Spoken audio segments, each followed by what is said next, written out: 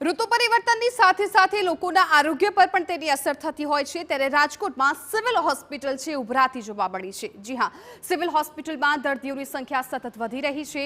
હોસ્પિટલમાં દર્દીઓની લાંબી લાઈનો જોવા મળી। રાજકોટ શહેર તેમજ ગ્રામ્યમાંથી મોટી સંખ્યામાં દર્દીઓ સિવિલ હોસ્પિટલમાં આવતા હોય છે। રાજકોટ શહેરની આજુબાજુના જે વિસ્તારો હોય છે ત્યાંથી પણ આવતા હોય છે। મોટાભાગના કેસ શરદી ઉધરસના જોવા મળ્યા। સિવિલ હોસ્પિટલની કેસ બારી પર ભારે ભીડ જોવા મળી। એક સપ્તાહમાં મનપાના ચોપડે વિવિધ રોગોના 1632 દર્દી નોંધાયા, જેમાં શરદી ઉધરસના 1279 કેસ નોંધાયા, તાવના 94, ઝાડા ઉલટીના 248 કેસ નોંધાયા છે। ઉપરાંત ડેન્ગ્યુ ચિકનગુનિયાના 5 કેસ નોંધાયા છે। વાતાવરણમાં આવેલા પરિવર્તનને પગલે શરદી ઉધરસના વધુ કેસ જોવા મળી રહ્યા છે।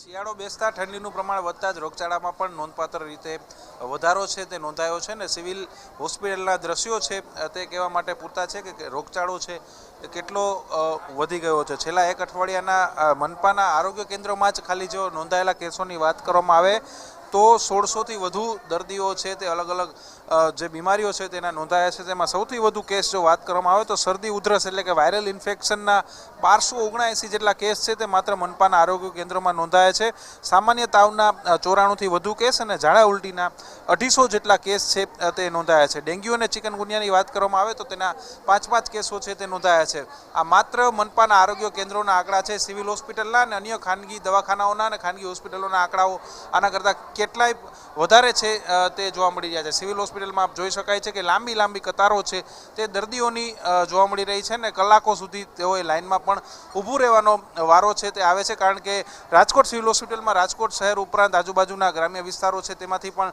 લોકો છે તે આવતા હોય છે ને તેને લઈને જ મોટી લાઈનો છે તે સિવિલ હોસ્પિટલમાં સર્જાતી હોય છે। શિયાળો હોવાથી જે આરોગ્ય નિષ્ણાંતો છે તેમના જણાવ્યા મુજબ સવારે જે ગરમ પાણીનો મારો રાખવો જરૂરી છે, તેનાથી શરદી ઉધરસ અને વાયરલ ઇન્ફેક્શનથી બચી શકાય છે ને સિવિલ હોસ્પિટલમાં મોટા પ્રમાણમાં દર્દીઓ છે તે અત્યારે આપણે કેસબારીના પણ દ્રશ્યો બતાવીશું કે બહારની સાઈડ છે એક્સ્ટ્રા કેસબારીઓ લગાડવામાં આવી છે, તેમ છતાં કેટલા દર્દીઓ છે તે કેસબારી ખાતે ઉમટી રહ્યા છે।